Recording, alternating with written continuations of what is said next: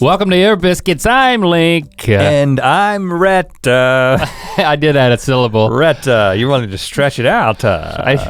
Why you gotta notice? Joining us this week at the round table of dim lighting, Link, I'm so excited.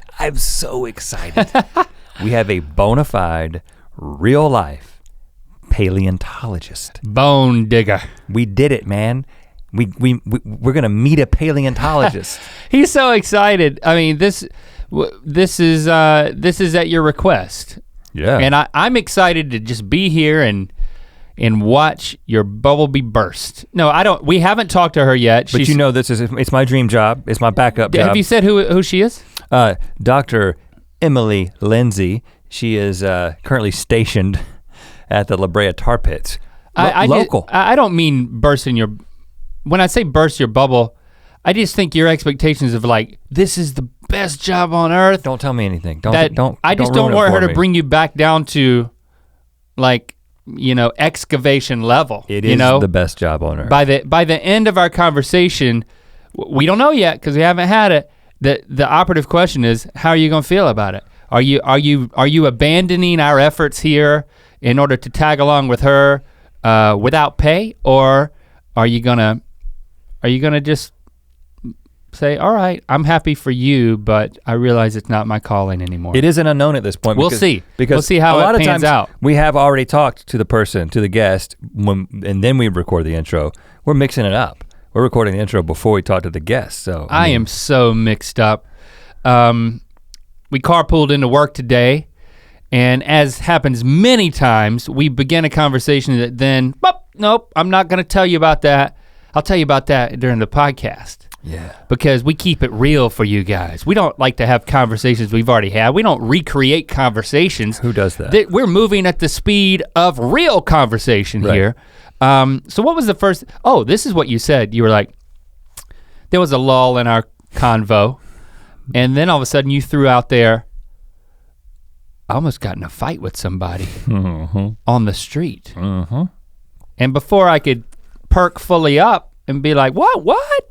You were like, but. Save it for later. So let me have it.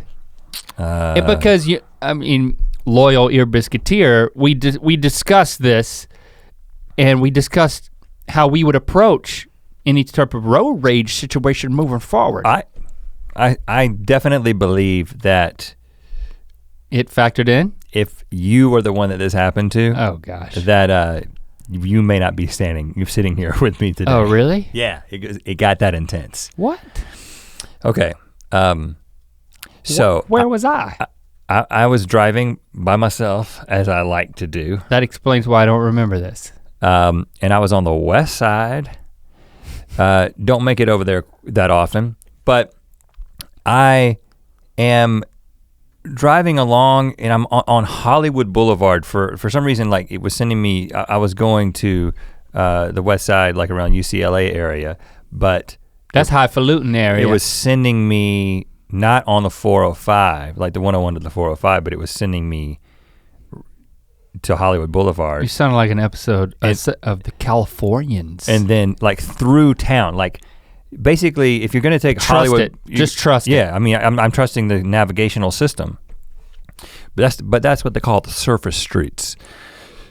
Surface streets, there's a lot to see, but there's also a lot more decisions to be made about like, because it's LA is one of those places where you'll get up to this intersection and all of a sudden there'll be like 4 options as opposed to just like a left and a right and a straight. There's also like another road that's kind of like, they connected that road too.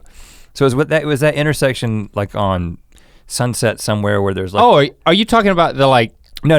There's that really famous one. Not the one with like 8 roads that come into it and there's no stop light or anything. The bird's eye view of that intersection and basically residential Beverly Hills, a bird's eye view of that is, it looks like a daggone asterisk and everybody has a stop sign. But there's no lights. There's no lights. You just go and navigate. It wasn't that. But it's literally that many roads coming together. It was a normal light, but I get up there and I realize that I'm in the turn lane to go left, which would send me down one of those squirrely roads. And I actually wanted to go. Not like left, or left, but just half left. I wanted to go left, but it was technically straight. Because it was a left turn, but it wasn't as left as it's one of those weird intersections. Yeah. So I'm in the left turn lane and I'm already like, feeling like I'm gonna be late to where I'm going, which is another story for another time where I'm going. Well, that statement right there makes you wrong. This is all your fault now. You've just admitted to that just by saying, I was late. I think that means this was your fault, but don't tell me. It's just now I'm predicting that no matter what happens in this story, it was your fault. I think because you were late. I think we're both at fault for the initial incident. So I have my left. How many incidences? My left blinker on to turn left, but then the people going straight get the green light. Okay, and so they start going, and I'm thinking, is there gonna be an opening where I can pull out of the left lane and get back into the straight lane and go through the intersection? And I'm like looking in my rearview mirror, side mirror, and I see, dude, that dude's totally lagging. Like that dude's texting or something. He left me like a 5-car gap. Like, like it wasn't even like. That is nice. It wasn't even pulling out. It was like, he was asking me like, oh, come on. Cause I had my blinker on to go to the right. It's like on a platter. So. You switched your blinker over? I switched my blinker to the right to let people know that I'm trying to get over. This guy, Text Boy, is giving me this big gap. Text Boy gives you a big gap, you take advantage of the gap. Oh yeah. So I pull in and I'm like, home free. Are you like, skirt? What I did not see was a motorcycle. Oh no. Ooh. No. But because he was behind Text Boy. And he saw the gap. And he was splitting lanes, as it is legal to do that in California. As is done. So basically I get out there and he's making up the difference behind Text Boy, and this is kind of coming around Text Boy. Yeah. What ends up happening is as I basically get completely into the lane and up to speed, he gets right beside me, like continuing to split the lane, but he's mad. On the passenger side. On the passenger side, but he's mad because I just did what I did, right? Because I pulled back into I don't think I did anything illegal. I just did something that was kind of unexpected and quick. And when you're on a motorcycle, you're sensitive to those things, which I recognize. But he was so mad that I had done this. How did you tell that he was so mad? Well, just wait.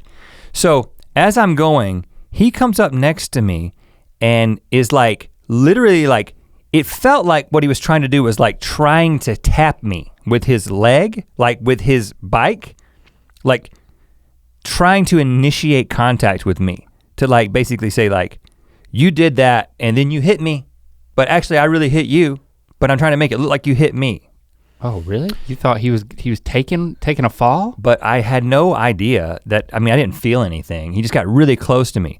Then he pulls out in front of me and turns around and like waves and says, pull over.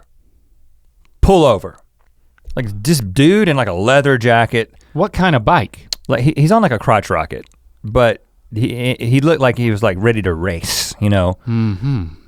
Full helmet, but glasses that I could see as clear glasses. He didn't have a visor. Like glasses, like not what you have on, but glasses I could see his eyes. Spectacles. And he's turning around, he's like, pull over.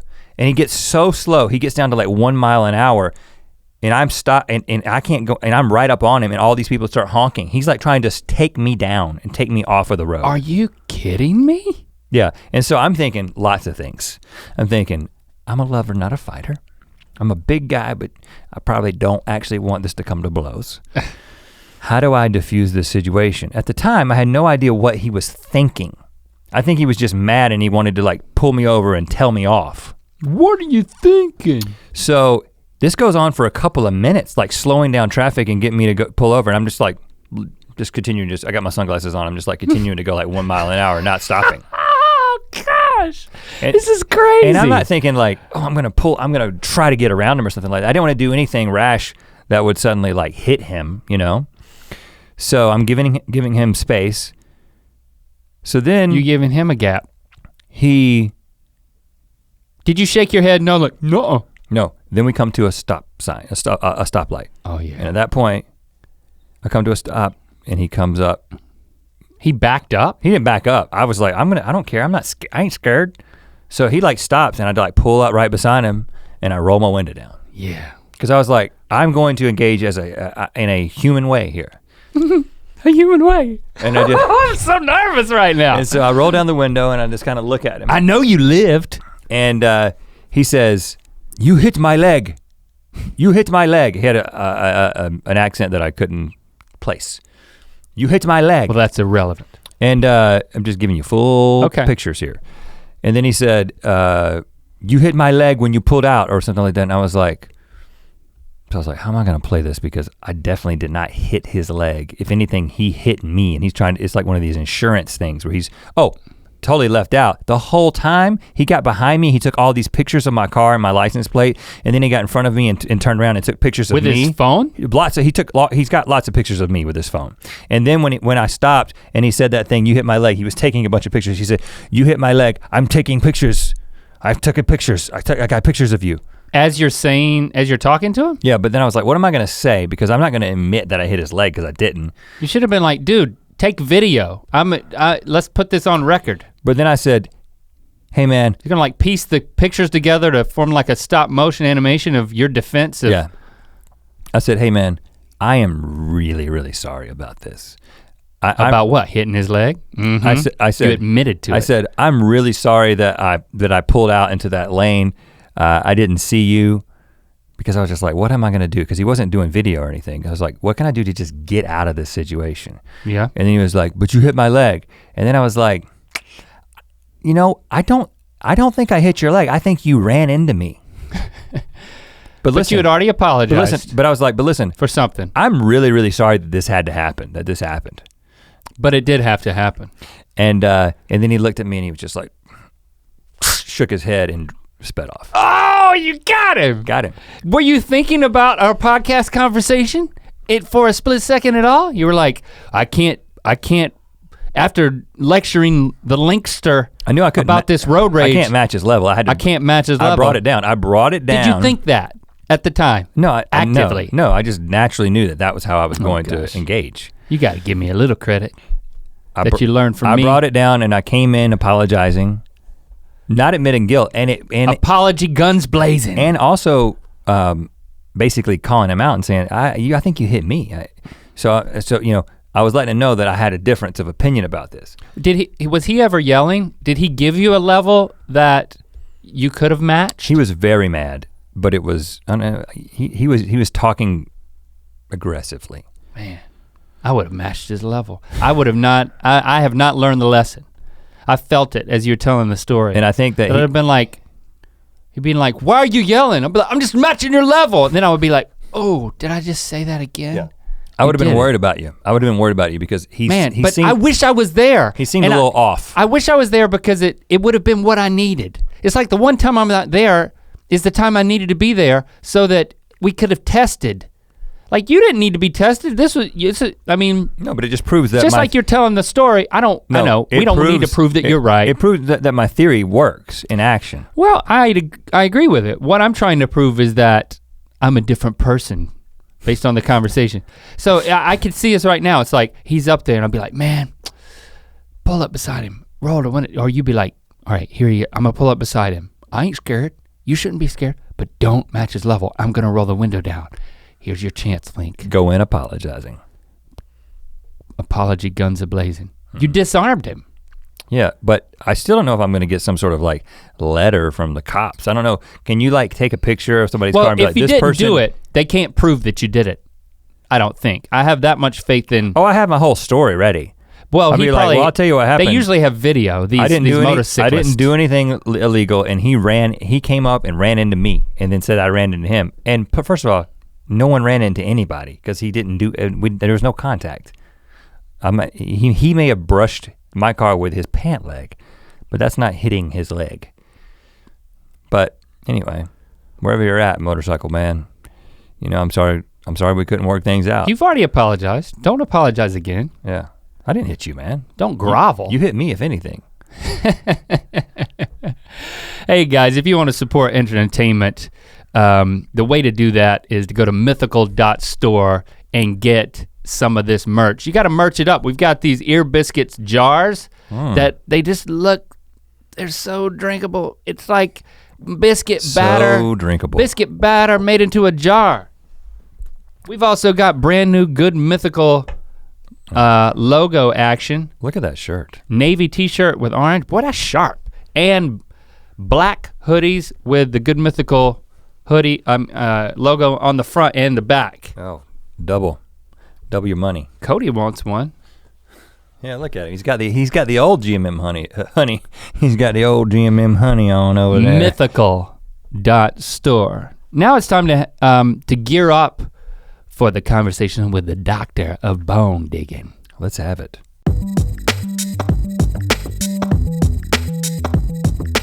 What did they tell you when they reached out to you and said that we wanted to talk to you?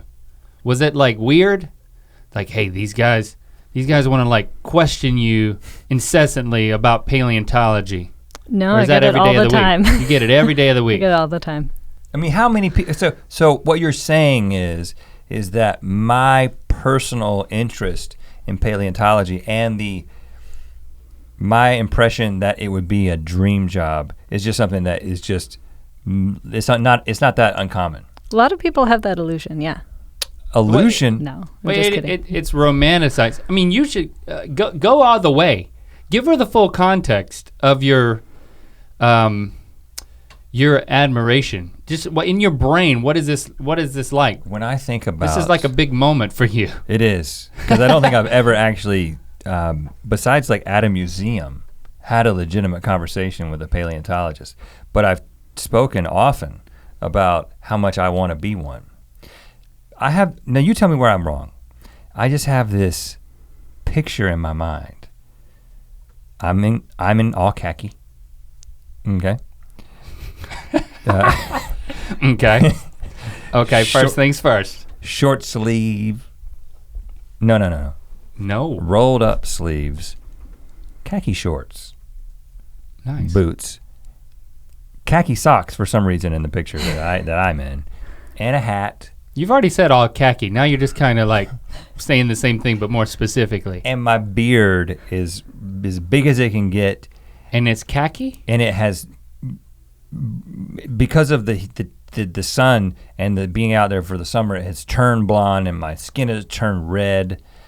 And I'm just out there patiently chipping or brushing. And that's my happy place. I've never been to that place. I don't think I've ever worn a khaki top and bottom together. I don't know if that's what you wear. Is that your happy place? And do you think it would be my happy place? And where am I wrong? It's pretty great. You probably wouldn't have shorts on. You'd probably have long pants. Okay. I knew that. Because you're gonna be, out in the field. It's rocky, it's sharp. That, as long as they're khaki. They can be any color you want. That works. Okay. It can be hard.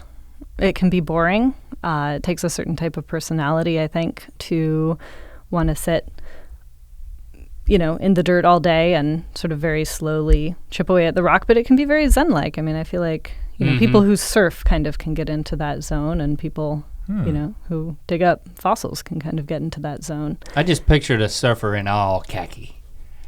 I've never pictured that before. Oh, that'd be cool. We could start that. My fear is that I have this picture, but then I would get bored, and then be like, oh, we shouldn't have brought the tall guy.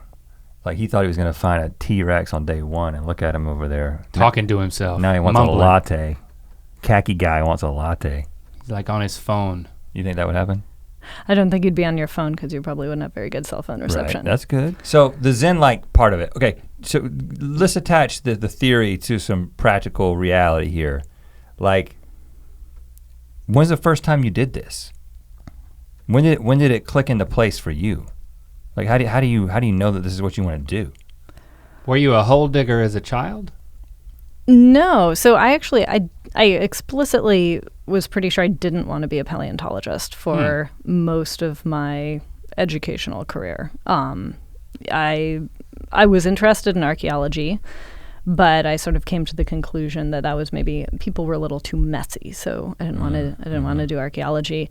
I completely fell in love with ecology when I was in college and decided that was what I wanted to do, the direction I wanted to go, because it works with systems. And I really liked that sort of integrative system level nature of like, oh, here are all these things that are living together and here's how they're interacting with each other and with their environment. And if you change one aspect of that, if you take away a species, you add a new species, you change the temperature, you change the precipitation, what does that do to that whole system? I found that really compelling. And I actually became a marine biologist for a while.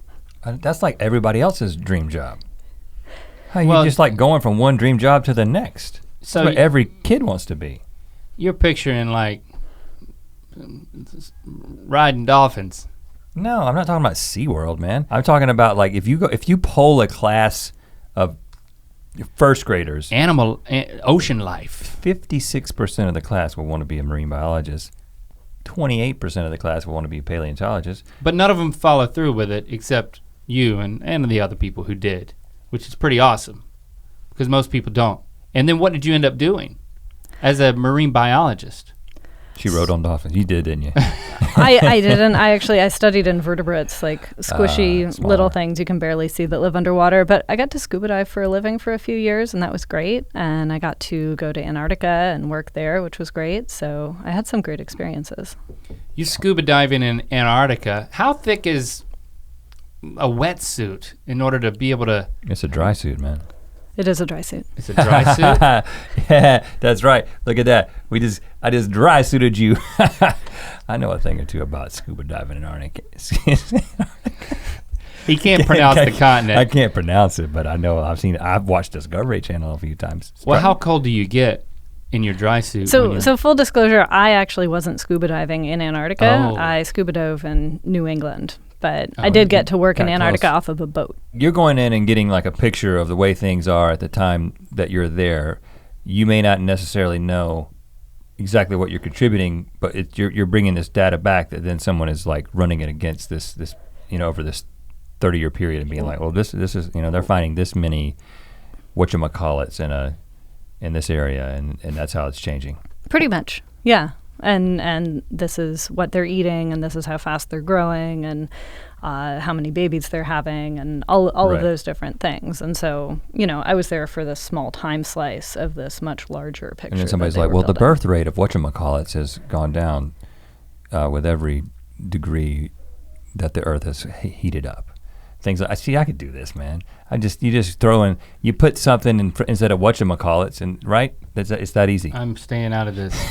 So, but how did you move from marine biology to paleontology? Was there something that like made you jump tracks? Like, was there a moment of inspiration?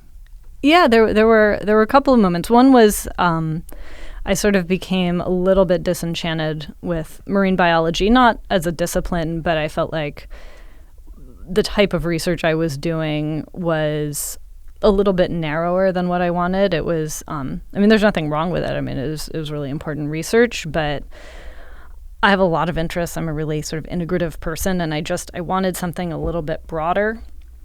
And then, throughout like college, people had been telling me, hey, you like dead things because you go on all these archaeological digs, but you also like animals. You should be a paleontologist. And I would say, no, that's just people like describing new species of dinosaurs. I don't think that's really interesting. That's not where I want to go. Mm-hmm. But then I was working at this site in Patagonia in southern Chile, and it was a cave site, and it had some of the earliest human skeletons in South America. It had like 11 human skeletons buried in this cave that were around 10,000 years old.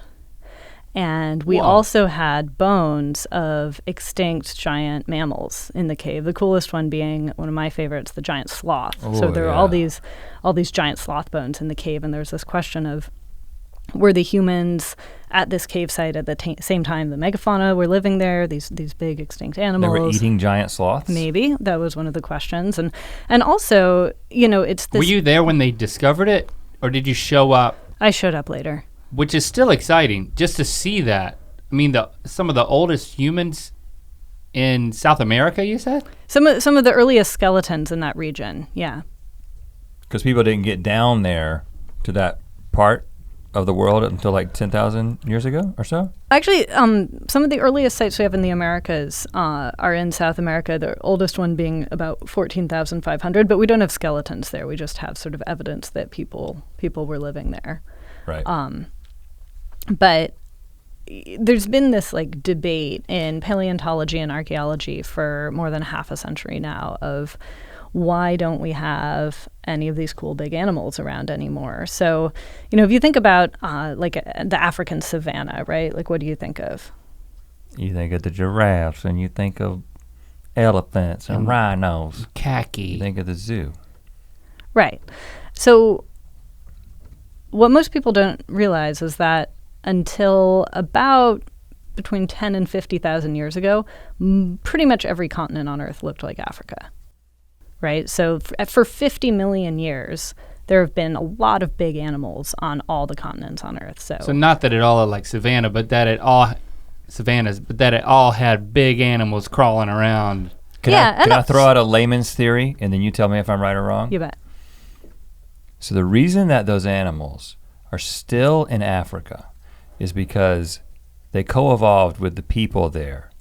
But all these other big animals that you find in North America, they evolved, and then modern man showed up and killed them all.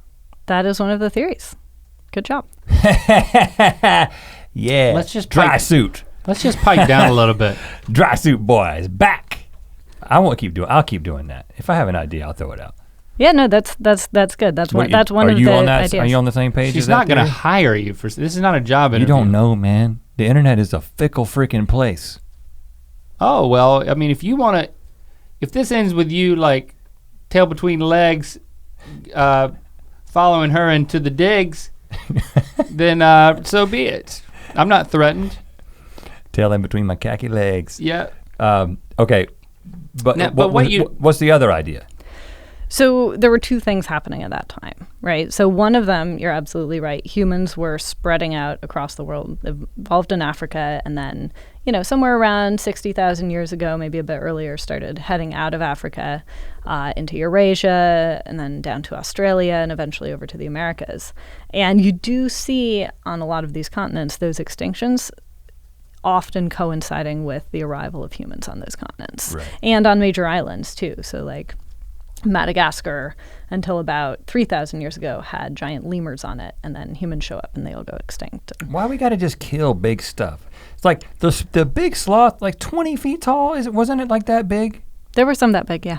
Like, I mean, I understand looking at something slow. and it's just thinking begging to be brought down. I want to eat that, man. But then why doesn't the other guy be like, yeah, but don't we also want to have it? Like, to see? Like, okay, let's eat that one, but let's not eat that one. Like, why can't they just not eat them all? Why we gotta eat everything? There's this idea that people have that like in order to drive a species to extinction, humans have to go out and like hunt down every single one. Mm-hmm. And we don't actually have to do that, right? Like you just have to kill a little bit more than are being born. Mm-hmm.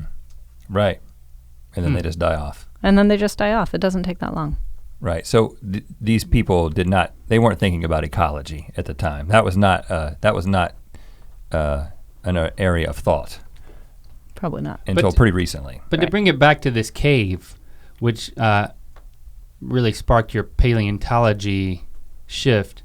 I mean, what's the conclusion or the prevailing theory at this point with why are all these? Was it a burial ground? All these people dying and falling in a cave? Yeah, it was a burial ground. Oh, 11 of them, huh? Right. And when you got there, like how excavated was it? Are we talking like, oh, I can see like an arm sticking out there. Let's dust it, whatever you do. There had been some excavations there, I think back in the 60s, and then Chile had a dictatorship for a while, and the guy that was in charge of the excavations, like a lot of the sort of academics and intellectuals, ended up fleeing the country during the dictatorship. And so this was kind of the second round of excavations. They had decided to go back and do some more work there. So it was like half done. It was partly done, and then we went in and did some more. But where are the people? Like when you show up, is it you walk up to the edge, or you go down in the cave, and then there's still you're still dusting and chipping and pulling out people?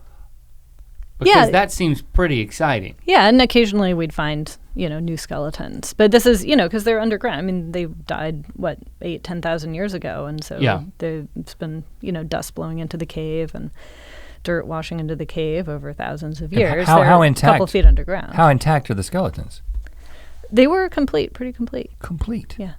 But I guess what I'm after is the most euphoric moment, I assume, is when you discover a new person. Like for you joining that excavation, like what's the most memorable moment?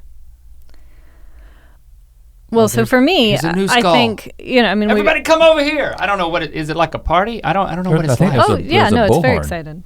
Air horn, right? You hit the air horn when you hit the new.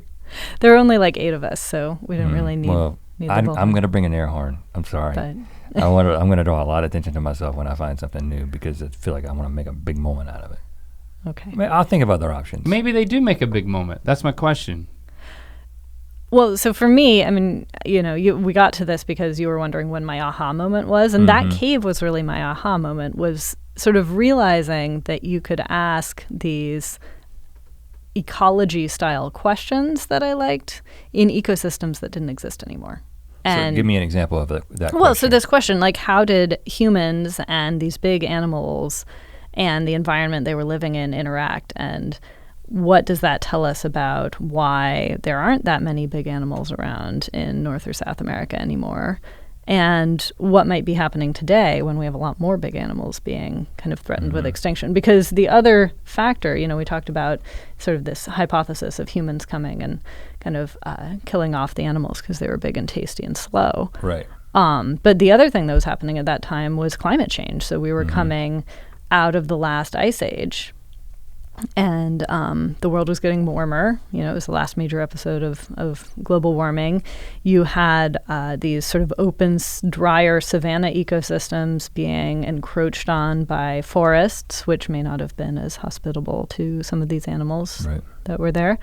And so there's been this kind of like debate and in some cases kind of acrimonious antagonistic debate between these two camps, like the climate camp and the human hunting camp, and sort of trying to figure out, okay, well, we're in a situation today where we've got, increasing human populations, industrializing societies, increasing pressures on the remaining wild lands, and we're in the middle of another major climatic warming event. So what can we learn from this past event that happened that might help us to not have a whole bunch more big animals go extinct? So are you engaging in those kinds of questions today? Like, and this may you may get into like what you're doing at the tar pits here, but how much of your time is spent looking at these things from the past?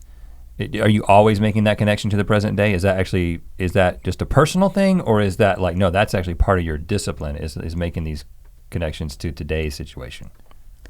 So that is a big part of my research program. So and an increasing number of paleontologists, I would say, are sort of trying to use this deeper time perspective of these really long-term ecological changes to inform our understanding of what's happening today and inform conservation practices even. And that's something that, the Brea Tar Pits, where I am now, is really uniquely positioned to do, because we have the record of essentially an entire ecosystem going from, 50,000 years ago through the peak of the last glacial, so major global cooling and then major global warming and the arrival of humans in the Americas and this big extinction event where 70% of the big mammals in North America disappeared.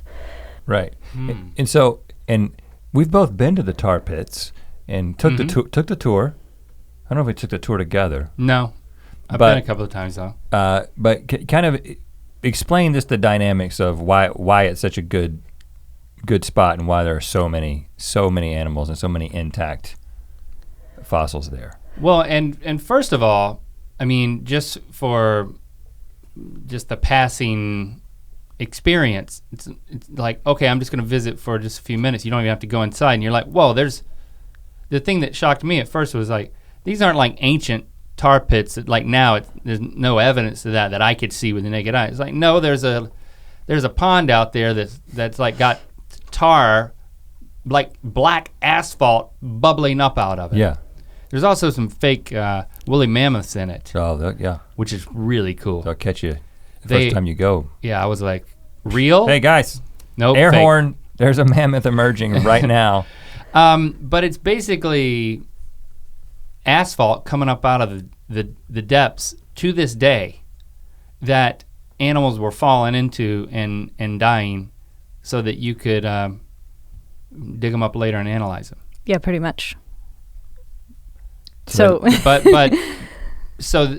being said, you can go there and it smells like someone's paving a road. Yeah. It literally smells exactly like that. Do you still smell that? All the time. Yeah, I do. You haven't adjusted yet. No. I In don't fact, know if you can. So I used to work, when I was in graduate school, I spent 3 years excavating a tar pit site down in Ecuador. And when I started working at the tar pits, I would walk through the park and be like, it smells like home, smells like Ecuador. Like, I'm excited, I'm in the field. Right. Even though I spend most of my days these days, like inside my windowless office in front of a computer, like whenever I'm out at the site, like I just get that kind of sense of excitement. Like, I'm in the field now. What is the process of getting something out of a tar pit though? That's not like just going up to a cave and digging, right? This is, are you like digging through the tar? Yeah, so it depends. We have more than 100 tar pit deposits that have been found in the park, and they're all a little bit different. So some of them are super gooey. Like there's this big one you can look down into called Pit 91 that's like 59 or like 15 feet deep now, and that's just very sort of liquid and viscous, and you can't actually step in it or you would sink in too. And so anyone excavating in it has to be on these kind of catwalks that we build over the top of it, and they have to either sit or lie on their stomachs and dig the asphalt out and measure the bones out that way. On the other hand, we have another set of excavations that are in these giant wooden boxes that we brought up when LACMA, the art museum next door, was digging their parking garage, and they had to we had to get the fossils out so they could finish building their parking garage. Quickly. So you couldn't sit there and meticulously do it.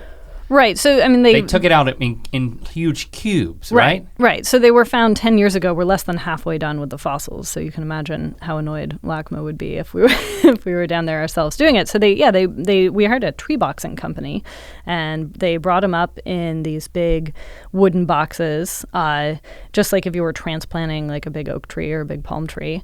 And so we have these like big takeout boxes of bones that are all exactly in the same position that they were when they were deposited underground, only we're excavating them above ground. And those are older deposits, and they're much harder. The asphalt is more oxidized and stuff, so that it's more like, sort of a typical paleontological, say, dinosaur dig, where you're, hammering and chiseling away the hard matrix to get the bones out. But they basically just arbitrarily decided, like, okay, this is the grid, we're gonna like hack through this stuff.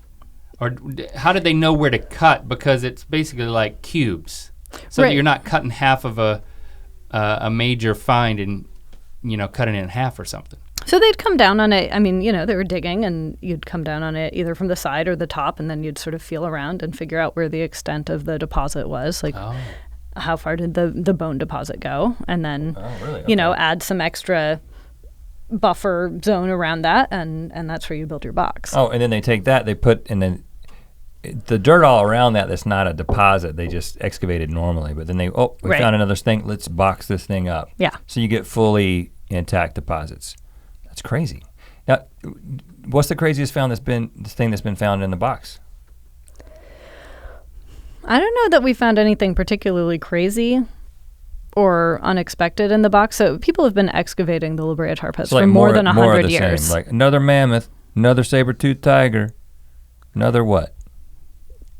Yeah, I mean, we get a lot of those dire wolves, camels. We found some cool things. So like Zed, one of our more famous mammoths, he was found in one of these deposits, and he's one of the only articulated specimens we have. That's to say we actually have almost all of his bones, and they're all kind of together in the places they should be. You don't usually get that in a tar pit, because in the tar you have, those methane bubbles coming up, and the tar is sort of oozy and gooey, and you have the bones churning around.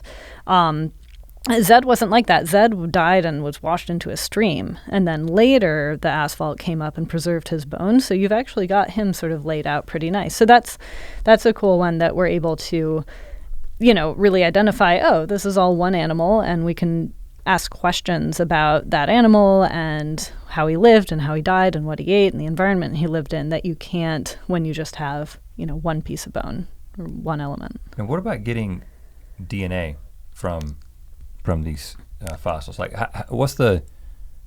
how old or how young does it have to be before you can actually get DNA? So people have gotten DNA out of fossils this old, but nobody has ever gotten DNA out of fossils from a tar pit. And we don't completely know why. It could be that the asphalt itself destroys the DNA, or it could be that the types of chemicals and processes we have to use to get the asphalt out destroys the DNA, but we've tried. We have an active project working on it, but no luck so far. But the places that they've gotten like the mammoth DNA, do they have like the whole sequence?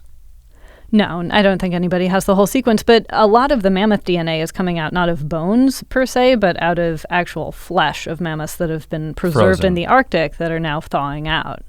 Right. Yeah. Okay, so you're not going to typically get that out of you're going to get it when you froze a mammoth section. Right. Yeah. You think that they're going to make the mammoth, they're going to bring it back because that dude said he was going to do it like 3 years ago. That dude? Yeah, that dude was like, I got the stuff, man, I can do it. And then he made a big deal about it. And then I did hear. Where's that mammoth? Where's the mammoth park? Where's the mammoth zoo? So that's being worked on. There's a couple of different groups, I think, that are working on it. The question is, at what point do you call something a mammoth? We have a partially complete mammoth genome that we can sort of splice with an elephant genome, that we can put into an elephant egg, that we can grow inside an elephant and raise by humans in a world with no other mammoths and with an environment and plant community that's very different from where mammoths live. So is that a mammoth? Is it a mammoth? Right. I mean, we can, raise fuzzy elephants. Right. Exactly. Is that where you land on the topic? You don't want them to do it? How do you feel?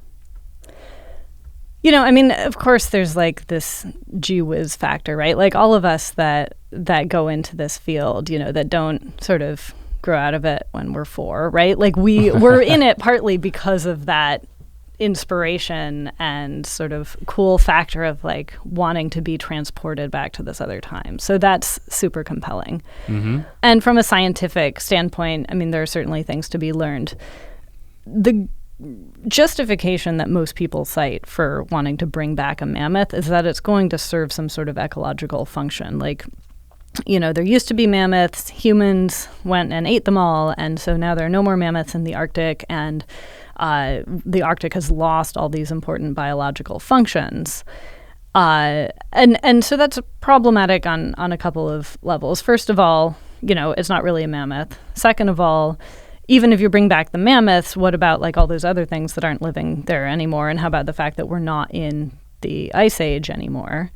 And third, for all of those resources that you're going to be putting into trying to bring back the mammoths, maybe it would be better to put those into conserving the elephants so we don't have to be trying to de-extinct the elephants in another 20 years. I bet there's a justification, when you're talking about, let's keep the elephants here instead of bringing the mammoths back. Well, if you brought a few mammoths back, there's a lot of people who pay a lot of money to visit, see, or own, maybe ride a woolly mammoth. Yeah. That's a lot of money you could then put into, you gotta, saving the elephants. You could charge $500 for a mammoth ride, probably. Now, I don't advocate the exploitation of mammoths. I'm just saying this is it's probably an argument that's been made. Like a lot more hair to grab onto. Well, I think what you're getting at is the capitalist conservationist. The irony of you have to conduct your science in the context of our culture, right? So you got to do it in a place where a lot of people don't even really care about science or are ignorant of it, believe things that are completely counter to it. But you got to somehow get the funding that you need to do the science that we all need, right? But there's all kinds of like ironies. Just the fact that most of I would assume that most of like the excavations that you're a part of, or a lot of them, are these oil and gas companies, because they're the ones that are digging all over the world, right? And so you've got these guys who are doing all kinds of horrible things for our environment, but it's also like your opportunity to learn things about the environment. Like, how do you engage with that sort of irony? I don't know, that's a tough question. But yeah, I mean, you're right, especially in sort of more rural places. Like I do a lot of work in South America. A lot of fossils are found in the extractive industries, right? They're found in mines, they're found on oil land, they're found, I was on a project in Guyana where they were finding bones while they were washing away basically the entire rainforest substrate and looking for gold. So, they do find a lot of fossils for us. And they call you in. They sometimes. let you. Sometimes they'll let you get stuff out. Do they do that because are they obligated? Are there like local laws that obligate them to, like, okay, we found a dinosaur, we can't just throw it in the other truck. We have to like call a scientist. In a lot of places there are. What about the black market? Like, are there like completely just shady outfits out there, like fossil hunting, and like you kind of like you can like run up on them and like at a site and stuff? Does that happen? I haven't encountered it at any sites. Certainly not at tar pit sites because those bones smell bad. Nobody wants them in their house. Right. But yeah, I mean, fossil hunting, private collecting can be, certainly a problem for science. It can also be a boon for science. It's a complicated topic. So I come out of a school of thought that, any kind of support of the fossil collecting industry is ultimately more bad than good for science, because it encourages people who don't necessarily know what they're doing, don't necessarily have, the best interests of the scientific community or the fossils at heart, to go out and find stuff and then sell it for money. Right. And we lose a lot of information that way. We don't know necessarily exactly where that fossil came from. We don't know what else it was found with. So we lose a lot of the important information that you would usually get for a fossil. Oh, I got something to help with this. Oh, I think I know what he's going to go get. Oh yeah, I know what he's going to go get.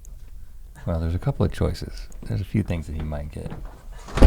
Okay. Now. Yeah, that's mine. Rhett brought this in, and we put it on a shelf. And you know what? What? I'm confiscating it, and I'm giving it to you. I want you to have it, and I want you to learn everything you can from it, starting right now. Yeah, I feel bad about this. Got that on the black market. Well, it looks like a cast of a saber-toothed cat skull. A cast? It is a saber-toothed cat. The people at Restoration Hardware, I knew. No, she said it is a cat. They were doing this to it me. is a cat of a saber-toothed cat. I don't know what that means. It's a cat of a cat. So tell us more. It's not. This is all the fossil hunting Rhett has. Well, it's not. I hunt a lot of times. Anytime we go out he looks around when we Death hike. Valley, I'll look around. But tell us about Betty. This is Betty. How do you know? Well, first of all, can you look at the skull and tell if it was a male or a female? No. Tell us about our fake skull that's been on our shelf. So is it accurate? It's pretty accurate. It's it's sort of frozen in its mouth open position. Yeah, I mean, you can tell that it has these incredibly long teeth, which scientists have spent a lot of time mulling over and trying to figure out the purpose of them. And the current thought is that it was used to slash the jugulars of prey. So we know that saber-toothed cats, these Smilodon, this species had extremely strong, like beefy forelimbs, and they would leap out and probably wrestle prey to the ground, and then they'd use these sabers to kill the animal. It's amazing looking. Now these come out of the tar pits, right? Yeah, we have more than 2,000 saber-toothed cats that we found at the tar pits so far. Is that the largest? I mean, are there more saber-toothed cats at the tar pits than any other place? Oh, absolutely. Yeah, like by far, right? By far. Why? Oh, because so the tar pits, the way they worked was you have this asphalt bubbling out of the ground because LA is on top of oil fields and it's tectonically active. So we have earthquakes and sometimes fissures open up and the oil seeps up to the ground. And when the lighter hydrocarbons evaporate from that, you end up with this sticky, dense asphalt that traps a bunch of things in it. So what it appears happened at the Brea Tar Pits is you would get say a sticky pool, and it tends to get covered pretty quick with, leaves and dirt. And you would see this, I'm sure you guys noticed this, when you were walking around the grounds of the tar pits, you have sort of these fenced off areas where we have active tar seeps. And a lot of it, you can't even see the tar seep that well because you've got plant material on top of it. So it seems that what happened was occasionally a big animal like a giant sloth or a mammoth or a bison or a horse or a camel would get stuck in one of these asphalt seeps. And when it was stuck, it would, of course, attract a lot of predators. And so we have two types of predators that are super abundant at the tar pits. We have saber-toothed cats and we have dire wolves. And both of these were... Like from Game of Thrones. Like from Game of Thrones, but a lot smaller. Oh. Same name, though. How big were they? They were like a sort of bigger, like beefier linebacker version of a modern gray wolf. Okay. Did you know that like the Grateful Dead have a song called Dire Wolf that's about the Brea Tar Pits? No. Is it good? It's pretty good. Yeah, I mean, you should check it out. I will. See them live and then stretch it out.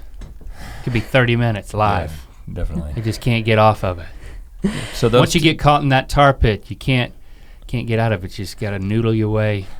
I'm trying to make a musical analogy. Yeah, I get it. But these dire wolves, I see where you're going, and the Smilodons, they cannot resist this pitiful, huge prey. It's like, why is it just sitting there? I can't. It smells funny, but I gotta bite it. I gotta get out there. Right. And so, going back to the African ecosystem analogy. So normal African ecosystem, you've got, like lots of elephant and zebras and wildebeest and impala and giraffes and the big herbivores walking around. Then you have a smaller number of like lions and cheetahs, like the bigger carnivores, right? Brea Tar Pits is exactly the opposite. Like we have a much, much, much larger number of carnivores than we have of herbivores. It's like this inverted pyramid of an ecosystem. And we think that's why. We think it was because, one stuck herbivore would attract a ton of carnivores to eat it, and a whole bunch of those guys would get stuck too. And they'd be like, man, Charlie's over there. Look, he's got in there. What? Oh, now Dale's going in there. Charlie and Dale are both over there. I definitely got to get over there. I'm going to eat Charlie and Dale, too, if they're stuck. Yeah.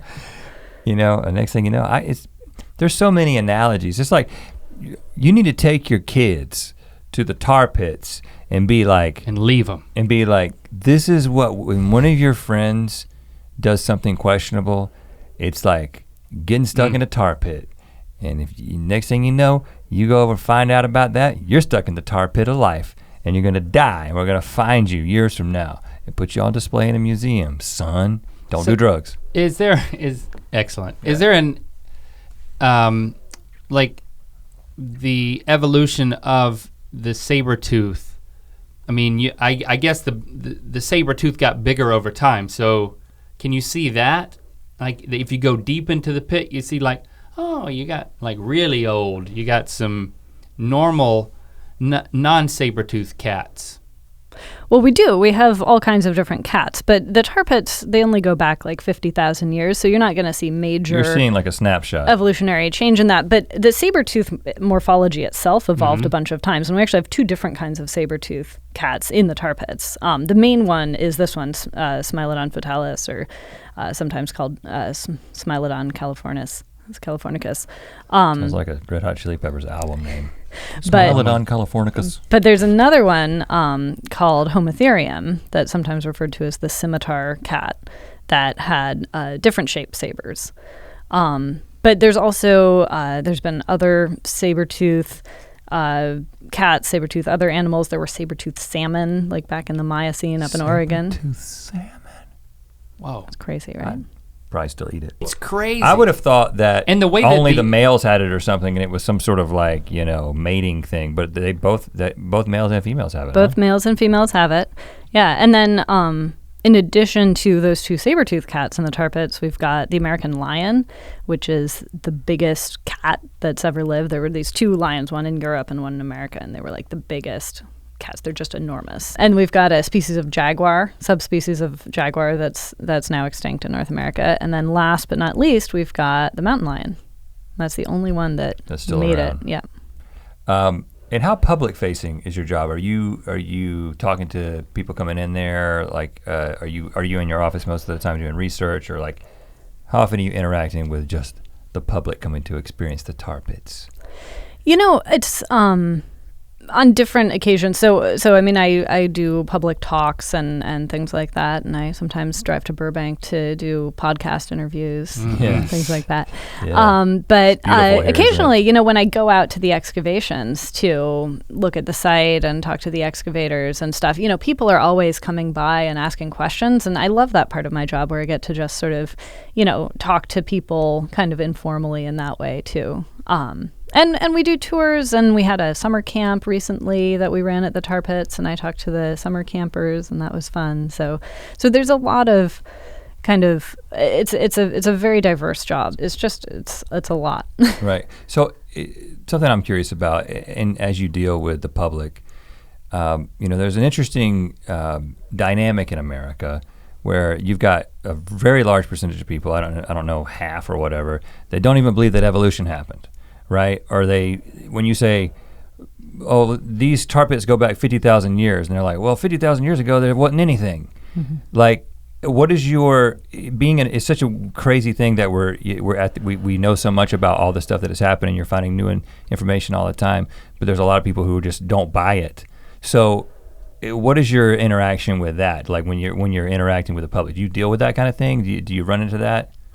I haven't so far, but I know that we do get those sorts of questions at the tar pits. The gallery interpreter staff and some of the lab and excavation staff certainly field those types of questions a lot. I think one of the advantages is that museums are generally considered to be pretty trusted institutions. It's actually where a lot of Americans get their scientific information, more than school, more than television shows. They actually trust museums to give, accurate information about science. And so I think, that's one of the big advantages we have being such a public and well-known institution, is to try and do that in a really profound way, and a really sort of welcoming and open way to try to explain concepts that some people are really uncomfortable with. What are you maybe most excited about in terms of a compelling way to help people understand, or I don't know, feel climate change when they come in, if that's part of your plans? Like, how do you encapsulate that? You could turn the heat up. You could bring them into a room, and you could slowly turn the heat up, and it could be like, did you know that it raised 2 degrees centigrade in the time that you were here? And they'd be like, I didn't really notice. It doesn't feel that much different. I guess global warming is not really that big a deal. You don't want to do that because people won't. Have you thought of that? Yeah, people won't. They'll think. I hear people say that all the time. They're like, 1 degree? I mean, like, it was like 90 degrees yesterday and then like 95 the next day, and it wasn't really that big of a deal. So don't do that idea. That was a bad one. It was just the first thing I thought of. Yeah, I mean the difference of like Unless 5 you're degrees. doing it, and then maybe it's a good idea. The difference of 5 degrees average centigrade. It doesn't sound like much, but that's the difference between having half of North America covered in ice and where we are today. Right. Stuff like that. See, put that on a T-shirt. Make it a little catchier. But you are figuring out specific ways to present that information, the facts, in a compelling way. Absolutely. That compels people to change their minds or to appreciate or even take action. So what is the goal? What's the how do you want to move the needle in like visitors' lives? What do you want them to change? That's the $1 million question. That's the sort of next 3 years of my job there. Mm-hmm. I guess. I mean, yeah. Don't give it all away, then I think you get laid off. I think at the Tar Pits, like, we have the ability to tell a story because of what we have there. But the other thing that we have there that you don't find at most museums is we have the entire process of a scientific discipline happening in one place, right? So in one visit, I mean, you guys have been there, you can come and you can see scientists, paleontologists out in the field finding fossils and excavating them. You can see those fossils, same fossils in the lab being worked on by the lab preparators and being researched by people at our museum and visiting researchers from all over the world. And then you can see the presentation of what we've learned from that research in one place. So I think there's a real opportunity to sort of empower people to think about how the scientific process works, which seems to be something that's pretty mysterious to a lot of people and foreign and maybe even a little bit threatening. Yeah. And have people recognize, oh, this is just the same type of empirical inquiry that I do in my life every day. Mm-hmm. Science is not that mysterious. Everybody can do it. I can do it. And now I have a better understanding of, why this is important and why it is trustable. Yeah, and I mean, it's exciting that you're doing that because I think the thing that you see quite a bit is you'll see somebody who could go to a place like the Tar Pits and they're like, oh, I get it. Mammoths fell in there and that's cool and now their bones are here. And Saber-Toothed, that's a really cool, crazy animal that existed at some point. It doesn't exist now. But then as soon as you suggest something like, well, and that happened 50,000 years ago, or this gives us this particular insight into climate change or evolution or whatever, and all of a sudden something that they hold sacred is threatened, they put a wall up and it's like, well, I'm not gonna go down that trail. Now you're getting into some stuff that makes me feel uncomfortable. So, and that's a very, very difficult battle to be fighting, but a really, really important one, especially in this country. Right. So, we commend you. I also commend you.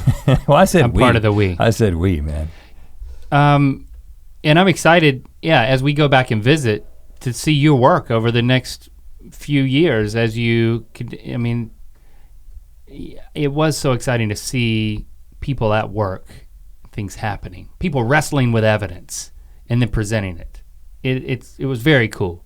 But you're not just there because you recently came off of a trip to, was it Utah and Texas? Yeah, it was both of those? Both of those. Actually, I visited every state in the American Southwest in 2.5 weeks with 2 small children. Whoa. I feel pretty good about that. And you took 2 child scientists with you? Yeah, all children are basically scientists, I think. Your children.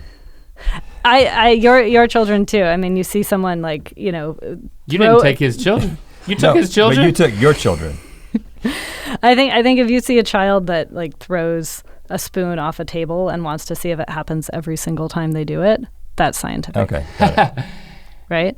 Yeah, so, or lack of discipline. Need more discipline in their lives. So what'd you find?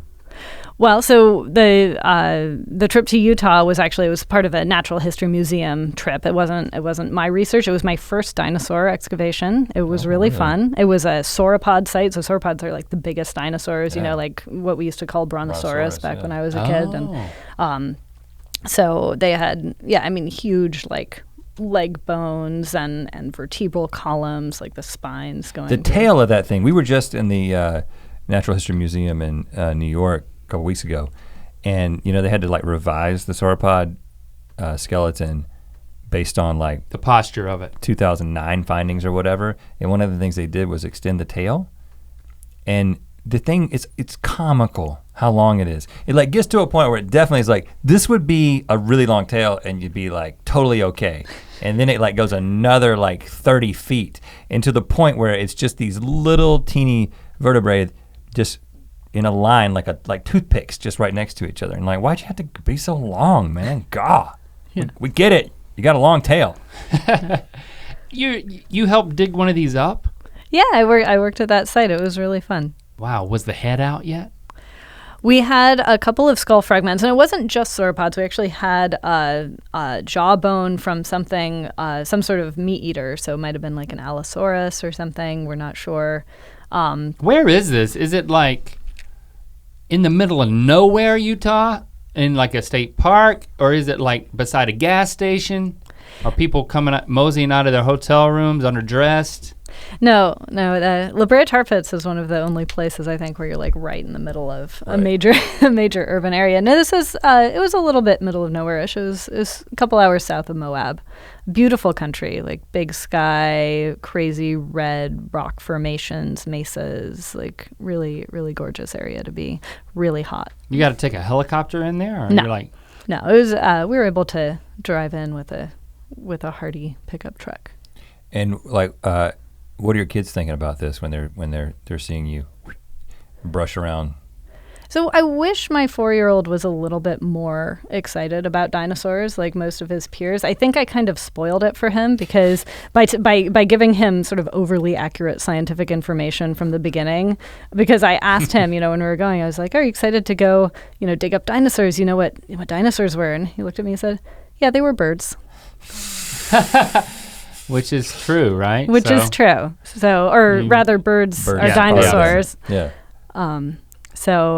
But he was a good sport about it. And the baby, he's just happy. Right. As long as everything's, there are people around and things are changing and interesting, he couldn't be happier. So. Right. And what about in Texas? What was coming out of the ground there? So that was actually related to my own research. It's back to the Ice Age. Remember, I said we have these two species of saber-toothed cats at the tar pits. There's the one that everyone knows, the Smilodon, and then there's this other one, the scimitar cat, Homotherium. This was a Homotherium den. So there were like saber-toothed kittens, there were baby mammoths that the mama saber-tooths had been dragging in for their kittens. It's got tons of fossils. It's actually, I found it referred to multiple times as the La Brea Tar Pits of Texas. So that's a place that we're looking into maybe partnering with, and maybe I'll be doing some research there with some other scientists. So you're going to keep going back there, maybe? Maybe, yeah. So these were sort of my first like kind of scouting expeditions for it, and we'll see what comes of those. Are you like projects. taking into account like the nightlife in the area, or like, oh, they got a good barbecue restaurant down here, like, or is it all about the cave? It's pretty much all about the cave. Okay, I respect that. Hey, yeah, I mean that's why you're a scientist. I like a good barbecue restaurant. I'd be like, is there a good barbecue close? Let's see if we can find another cave. Yeah, that's my problem. I got to learn to subsist on, like, do you bring your own food in there? Like, what are we talking, like freeze-dried REI food? Like, what's happening? Because I need to prepare, because I know that I'm gonna go on one of these before I die. I got to. Well, most people, most paleontologists learn pretty quickly. Like, it's like the old saying, an army runs on its stomach. Yeah. Right? So you've got to, if you're going to have people working for you for not a lot of money in harsh conditions, in you got food uncertain trucks? Weather, we bring a lot of food and a fair amount of booze, and we feed people well, and people like generally have a good time. It's almost like it's catered. Like, is there somebody who's just there for the food? Just some digs run that way. Oh.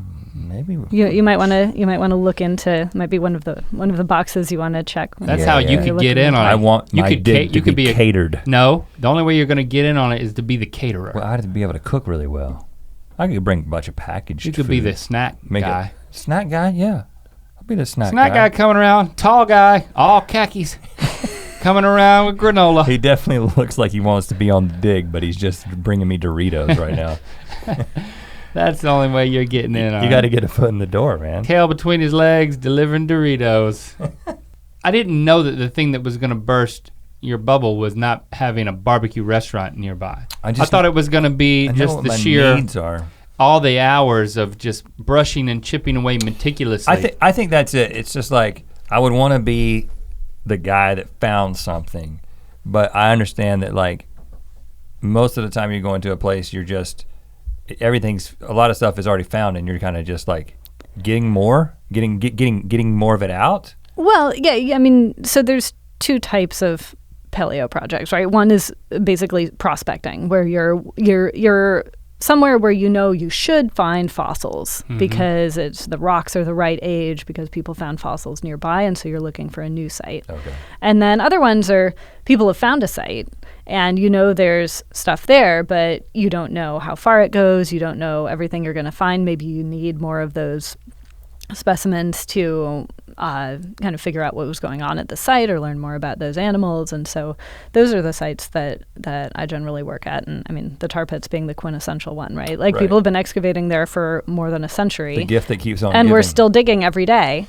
because we still feel like there's more that we can learn. Maybe there's a business idea here. So you got people like me who just, I've got this interest in this subject, but I'm obviously not gonna go back and get the education required to do this legitimately at this point.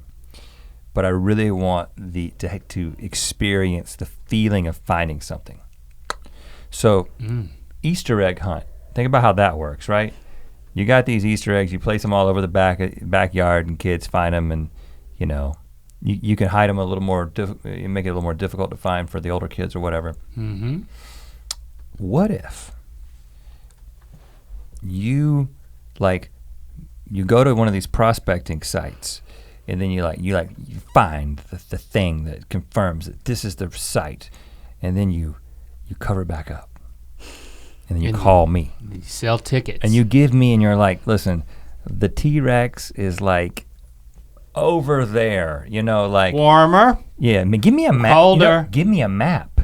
Give me a map that's not too difficult, that has like 30 paces east, You want like an X at the treasure chest. Yeah. Sort of map. I just like a pirate map. I want the feeling, and I would pay good money for this. I think a lot of people would. Start at the barbecue restaurant. Take 48,000 paces. Here's the cool part. North. Once I find the T-Rex, you cover it up and charge the next fool the same amount that you charge me. The T-Rex. You know what I'm saying? You could make $1 million off on one T-Rex that you never completely dig up. And it's not a lie. Everything and with it. By the way, I'm in full agreement. This Can we work. start this? I don't want to be involved. We need you to start a business like this. Here's the thing. You don't have to lie to anybody. You can tell them you're covering it up every time. I know that it's just a people don't care about that. Don't care. I want the satisfaction. They just want the experience, and they want everyone around it. It's like Westworld. As long as everyone around plays along. He discovered it. He did it. Let's all get back to the barbecue restaurant. You can charge an extra $20 for the air horn rental, so that when I find it, I'm like, and they're like, he's the tall khaki found it. Yeah. You know what, Rex? Rhett? But Rex, exactly. And your name will be changed to Rex. T-Rhett. You can call me T-Rhett or Rex McLaughlin. You could just come and volunteer at the tar pits. I guarantee you will find fossils every day, and we've got 150 restaurants probably within walking distance. Dude, there's a lot of really good eating in that area. Can I send him over there and you'll watch him for me? Yeah, if he passes the tests. Okay. With the tests? No. Yeah. Okay, yeah. Well, I'll tell you right now. It's not a height test, is it? Sometimes I get kicked off of rides because I'm too tall. My 7-year-old, he bought the little Lego Statue of Liberty when we were in New York City, and he brings it back home, and there's a little Lego flame that comes off of the Lego torch of Lady Liberty, which is a magnet. We get home, and he drops the flame into the big box of Legos. She lost it. And I'm like, extinguished. he was upset. He was crying. And he comes to me and I thought to myself, I know how to find this Lego torch. I've seen the paleontologist grit it out, lay it all out, grit it all out, and meticulously, systematically, over time, pour over every piece of the Legos until they find the torch. You didn't actually do this with like string, did you? I thought this, and what I said was, it's gone, son. It's gone. You lied to him. Well, he knew it was in there. If he wants to find it, he can do it. But I'm not gonna sit there and do it. I thought you were about to tell a wonderful story about like putting them all out on like a giant checkerboard and like going meticulously through each square, but you told him it was gone. That's my point exactly, man. You go off and have your fun. Or come to my house. I got a job for you. It's just. You want me to come and find your friggin' Lego. There will be no satisfaction in that, but I will blow an air horn when I find it. So I respect what you do for that reason, because as much as I love my son, I couldn't even do it for him. I'll just come volunteer. I'll be there at some point. Just 1 day a week, that's all we ask. Okay, whoa, wow, that just got a lot more serious. For the rest of your life. Yeah, right. Okay. Khakis provided. As long as I can name the thing after me, if it's a new species. How about that? Well.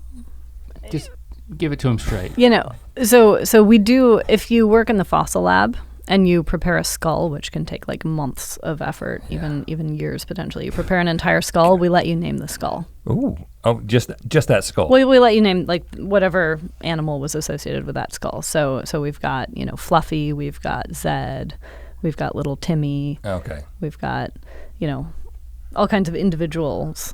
But no whole species.